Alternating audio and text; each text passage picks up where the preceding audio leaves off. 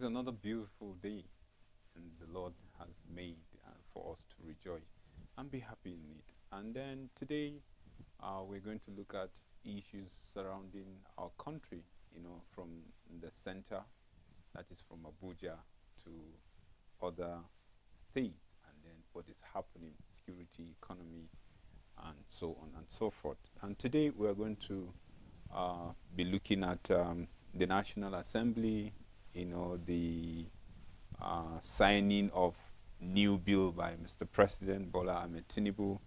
And then just remember that we are live on Facebook and YouTube. You can do well to join us. Drop your comment, on the issues that today we'll be discussing.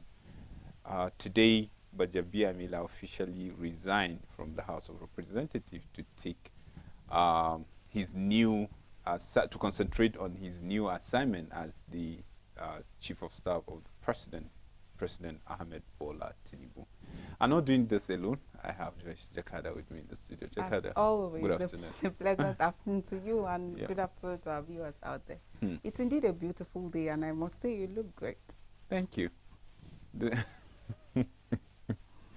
Well, let's just leave it at that. Okay. I take that as a compliment, coming from my colleague. Okay.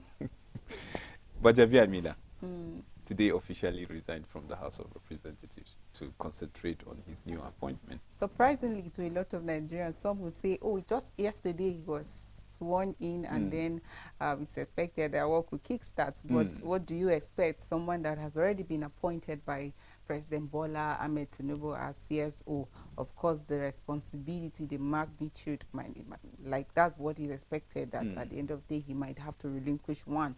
And so he decided that today, during the plenary, he actually submitted his letter of resignation to the speaker, talking about Honorable Tajuddin Abbas, and then it was read, after which he took a bow, just so that he can focus on the new responsibility, the office, so that he can deliver. Of course, he cannot double, and that is just the reason, because a lot of people were wondering on what ground, why did he have to just abandon his constituency, talking about Surulere in Lagos. But well, the seat has actually been officially declared vacant. So people, I think now campaigns will start. People will start going after houses, like soliciting support and all of that. The seat has been officially declared vacant, and that is just to allow the outgone Speaker of the Ninth Assembly to focus on his new office, his responsibility as CSO. Well, he was one time a minority leader, later became a majority leader, and then speaker. He was elected speaker in 2019, and then you could see the house. It was really mixed feeling, because I can tell you that he's one of the leaders of the house, one of the speakers that will say they keep the house intact. He was top on his game, to manage the house, and I think to me, I give him thumbs up, because he did well during his supervision of the House of Representatives. And I think he's also the one that moved the motion for the student education loan, that passed second reading on the 25th of May 2023, which was later signed into law by President Bola Ahmed Tinubu. That a lot of students are already rejoicing. I know we'll come to that discussion, but that motion was actually pushed by Bajabi Amila. And again, there's also a recent one that he also actually pushed a motion on the issue of averting or controlling floods. And we know how that last year the country was ravaged with floods and all of that. Brilliant motions, if you ask me, that are actually people-oriented, and we must give it to him, and we cannot but wish him success in his new office as the Chief of Staff. Yeah. Well, talking about, leadership from the center spread across 36 states of this country. Now we can see leadership changing hands, people taking new responsibility. You will recall, yesterday, after, the senators-elect and members of the House of Representatives taking the oath of office, now the election took place, and then new leaders emerge. You know, we have Senator Godswill Akpabio. We emerge as the Senate 10th Senate President of the 10th Assembly, and then you have Honorable Tajuddin, you know, who emerged as the Speaker of the House of Representatives.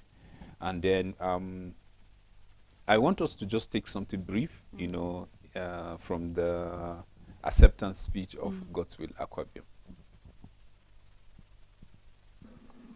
For the steps they've taken so far, which has given a lot of hope to the entire Nigerian Federation and even the West African sub-region as a whole. I want to assure Mr. President that no matter what name the Senate is called, we are here to do national duties. This Senate is about Nigeria and Nigerians. And so long as the policies that come to these chambers concern the empowerment and upliftment of Nigerians, we shall dwell and deliberate and then have robust debate on them with public hearings. Yeah. that was the Senate President of the 10th Senate, talking about Godswill Akpabio, and you will recall that Godswill Akpabio is the senator representing Akwa Ibom Northwest, and has been elected to become the Senate President. He scored about 63 votes to defeat his main challenger, Barrow, who scored about 46 votes. And of course, you know that the Senate President, talking about Godswill Akpabio, was a two-time governor of Akwa Ibom State from 2007 to 2015, and he was also Senate Minority Leader. Yes, around 2015, between 2015 to 2018, and it was during the regime of President Muhammadu Buhari that he was appointed the Minister of Niger Delta Affairs, and until 2022 when he resigned and even contested for the president under the APC. But of course, a day to the primary election, he actually stepped down for... he was the first to step down. Yes, for he stepped Bola down Tinubu. for Bola Tinubu, and then he went for the position of the Senate representing Akwa Ibom Northwest, and of course he emerged as the winner. And of course the tussle for the leadership of the 10th Assembly is one that has heated the polity, if you ask me. A lot of conversation going on about that, people coming up to with the Emilio slogan like that of President Bola Tinubu, saying it is my time. We saw the likes of Orji Kalu saying it is my turn to the camera, and all of that. A lot of people have said, oh, the Senate, which is the number 3 position in the country, should go to the South for the sake of balancing and zoning and all of that. You will recall that when people attacked the issue of the Muslim ticket of the APC, a lot of conversation was about carrying everybody along. Nigeria is a multi-ethnic and religious country, so for the sake of fairness and balancing, equity, everybody should be carried along. But the APC insisted that it was not looking at the religion, but it was considering competence among others. This led a lot of people to even drop out from the likes of Yakubu Dogara to leave the party, not really leave the party, but show their lack of support for the Muslim ticket, because as far as they were concerned, they were actually neglected. Their voice was not heard, considering the fact that they are Christians and all of that. But the APC maintained that beyond religion, we are considering competence. And so some people argue that, do you mean that among the Christians there are no competent people and all of that? And well, they insisted on the Muslim ticket. Now we're talking about the number 3 position, and people came out, the same APC said, oh, for the sake of fairness, can we have a Christian? And a lot of it dragged a lot of reaction. Oh, now you're talking about Christian and all of that. It should go to and then the zoning process of the APC should be zoned to the South and all of that. Some people say no, I have the right to contest. There are some other laws that within the Senate that are guiding all of this. So they disregarded even the party's position. Before yesterday, we saw how that the president pulled support for Godswill Akpabio as well as Tajuddin Abbas, and we saw how that support to some extent actually led to their emergence, both as Senate and as well as the Speaker of the House of Reps. But what is the issue here? It was the Kinley contested position. Lot of things were heard. We've had conversations about this 10th National Assembly, how that people were buying people's conscience and all of that. But what remains paramount to Nigeria is the fact that a National Assembly that will represent the interests of the people, not a National Assembly that will assent to everything that comes from the executive. People, Nigerians have talked about the fact that, see, you are out there to represent us, so it should be about our welfare, it should be about national interest. You agree with me that the tussle for the leadership was covered with some form of ego, personal interest, sense of entitlement, and that is why we had the slogan, how some people were saying, oh, it is my turn, it is my turn, and you begin to ask yourself the question, where is the place of the people? Well, as we speak right now, Godswill Akpabio actually emerged after scoring about 63 points, votes. He has emerged with Senator Barrow Jibril from Kano being declared as the deputy Senate president, defeating Abdul Raziz Yari, senator representing Zamfara Central. A lot of people said, oh, what did he do in the state that you want to contest? But all of that, people have the right to do that. We're in a democratic nation and all of that. So when you go to section 311 of the Constitution, it gives the legislation the right to come up with their rules and all of that, but you agree that that arm of government cannot work on its own. There has to be collaboration between the legislative and then the executive. If you think back to the 8th Assembly, one of the major issues was the fact that a lot of projects were actually approved by the executive, but they were not cash. And that was why we had a lot of abandoned projects cut across different states in the country. But the 9th Assembly came up with a format of budget that covers from January to December.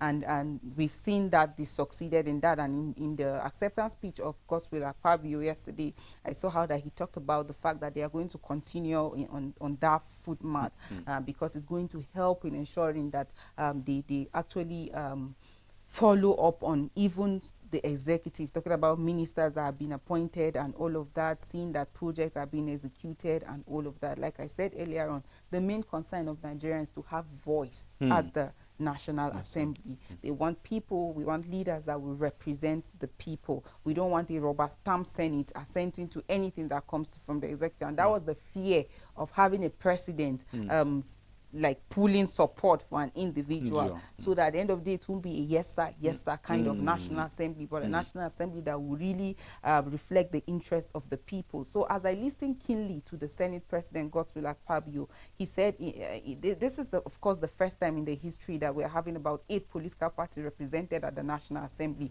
It gives hope that, of course, they are not going there to represent their political party, but they are there as senators of the Federal Republic of Nigeria. And so that is why people are expecting that whatever decision they are going to make, it should reflect national interest, beyond personal interest, beyond ego, beyond some entitlement. Let it be about the people. And so he talked about the fact that he's going to be for them, he's going to be with them, he's going to work with everybody and ensure that they work for the common good of the welfare of Nigeria. I heard him talking about the issue of, yes, they came on board and there are a lot of issues on ground. They came on board at a time where Nigeria as a country is at a crossroad, dealing with a lot of difficulty, economy, instability, corruption, and all of that. Right now, as we speak, fuel subsidy has been removed. Of course, it is a supported policy. A lot of Nigerians applaud President Bola Ahmed Tinubu, even though the methodology was not really good. And so people have kept talking about cushioning the effect. And apparently, people are already getting used to all of that. But let's see that the fact that we can, over 16 trillion naira cannot be accounted for, that has been put on the fuel subsidy. Let's see that now that it's been removed, that other sectors of the economy, other sectors of the nation are going to be improved, like education, health, infrastructure, among many other things, so that Nigerians will be able to feel the impact of governance. So like I said, we hope to see amongst the issues that he said his uncommon Senate. Yes, the 10th Assembly referred to them as uncommon. So just as uncommon as he emphasized, we hope that these areas that he has highlighted, issues that they are going to be focusing on regards gender matters, insecurity, improving of revenue stream to tackle debt. Like these are going to be critically looked into. Like you agree with me, we've always maintained that the primary responsibility of government is protection of lives and property. If you fail in that, you fail woefully. So for us to be able to get economic stability, for us as a nation to improve our revenue stream and decrease debt, then we'll have to ensure that there's security in place. And then talking about gender equality, he made a joke that's saying that he hopes that the 11th National Assembly, there will be more women, even though he said not his seat, though he was encouraging the other members to give room for more women to come. And then Nigerians being able to produce like what they consume and consume what they produce as well. So we hope that beyond the say that we are going to see actions being put in place. You recall that as a nation, a lot of beautiful policies, but most times implementation becomes the problem. So we hope that at the end of the day, just like he has assured Nigerians that it is going to be about their welfare, it's going to be about improving life of the people, we are going to see it in practical and in real times, not just beyond saying it. So, well, we congratulate Godswill Akpabio for emerging as the senator of the Senate President of the 10th National Assembly, as well as Honorable Tajuddin Abbas, who emerged as Speaker of the 10th House of Representatives. And then, of course, the lawmaker who is representing Zaria Federal Constituency scored 353 votes out of 359. So it's just 6 people that didn't vote for him. And then you know that he has contenders, about 2 of them, one of which is the immediate past Deputy Speaker Ahmed Wasi, and then Sani Jaji, who polled 3 votes each. These 2 people had 3 votes. So, well, before now, APC had chosen Abbas and then Honorable Benjamin Kalu as Deputy Speaker, Abbas as the Speaker, and Benjamin Kalu as Deputy Speaker of the House. That was the stand of the party, and yesterday they all emerged. And, well, beyond party, they are there to represent the people, and we hope to see motions that will really speak and support the welfare of the people in general.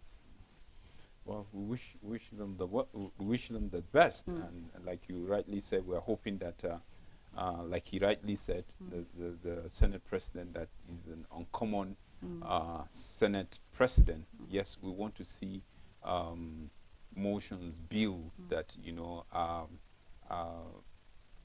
not anti-people, you know, because I heard him saying that people are calling already are calling names, you know, the Senate names, like is going to be a rubber stamp, this and that. But he said whatever it is, they are here, and they are going to work based on national interest. And I think, you know, hearing our leaders talking about national interest, it gives us hope. But beyond just the talking, we want to see action, because you remember, you know, they will come and then say all sorts of things, and then what you see transparent, you know, at the floor is you just feel ashamed that these people are representing you. And like he said, you know, we are hopeful. We always pray for Nigeria, and we're trusting God that our leaders will do the right thing, and it starts on their table. Of course, Nigerians are listening and watching keenly. All these words they will hold him with his words, and they will see how he will follow. More than ever before, Nigerians are more aware. So the Senate should be about Nigerians and the issues that will uplift them, just like I said earlier on. And I hope that as the legislative arm, they will maintain their independence, even as they work hand in hand with the executive closely, to see that projects are not just approved, policies are not just approved, but they will see to the implementation of such policies. Yeah.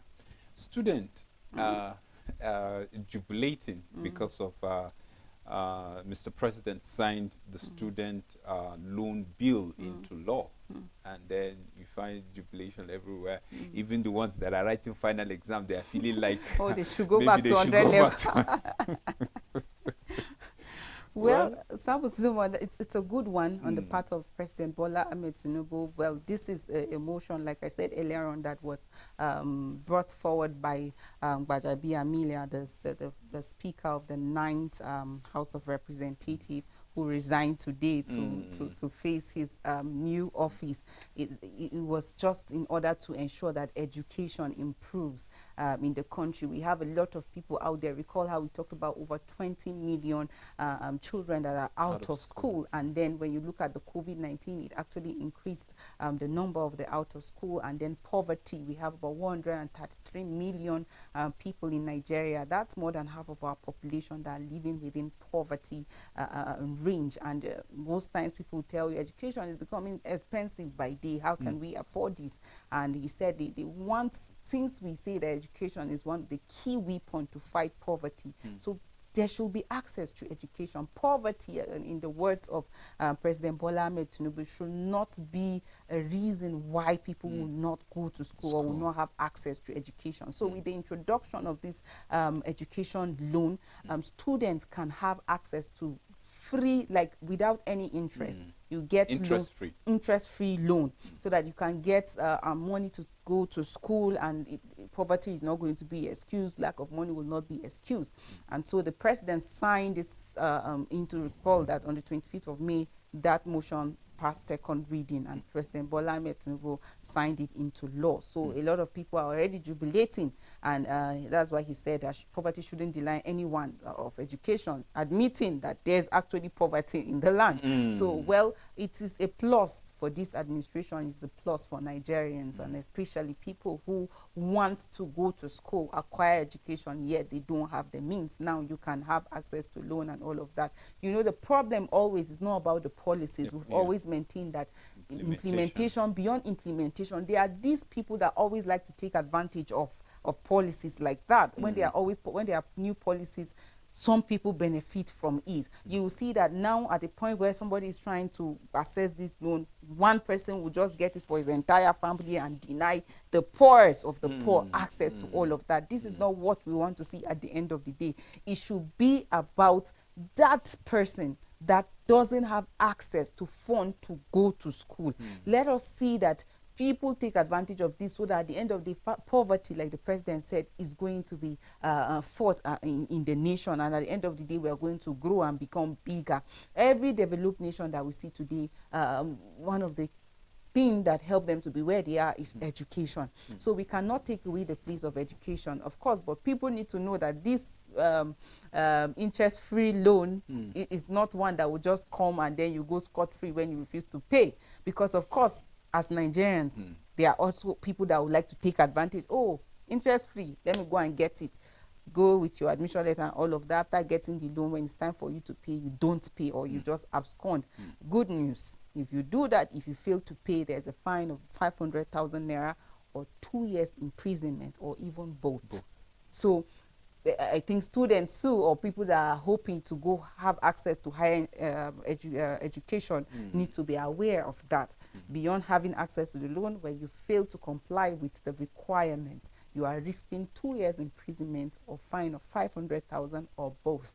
So it is important that you are truthful in whatever you want to do, because we operate in a system where some people like to just take advantage of all of this. So the permanent secretary of the Ministry of Education actually pointed to the fact that stakeholders in the education industry are going to comprise a committee that will be in charge of all of that, and then the ASU are also part of the board. Nigerian Bar Association are part of the board and all of that. Even though we saw NANS visiting President Bola Ahmed Tinubu, and then after the visitation, they made some observations saying that student bodies should be in that committee that will aid the loan for education.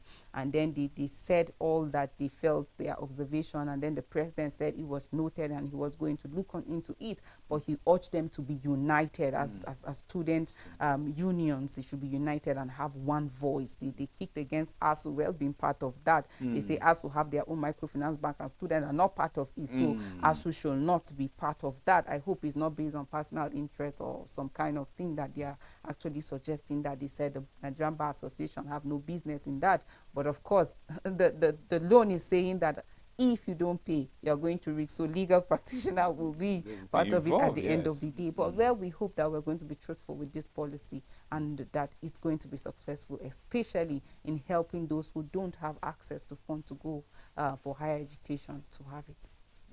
We pray that the right people will access the loan, because let it not turn out to be like, or even the people that are well-to-do are the ones now accessing, you know, the loan for their children, you know, because of greedy nature of some of our leaders. And we hope that Tinubu, because I remember when receiving his certificate, he now said he had the youth loudly, you know, during the election, and he's going to carry them along. And I think this is one of the steps, you know, and I think it's the right step in the right direction. Well, we are hopeful, and we are all praying to see that everything work out good for this country. Nigeria so that is a great nation, and like you say, we're optimistic. Yeah, we Nigeria are. will be great if we put our hands together to make it work. Thank you, Joyce, for doing this Always a with me pleasure. today. Thank I you. appreciate you. Thank you. And for the viewer out there, we sincerely appreciate you for staying tuned with us. And we have a lot of programs that will be coming after now. So keep a date with us, and we'll come back tomorrow for another fresh edition. Bye-bye, and God bless you.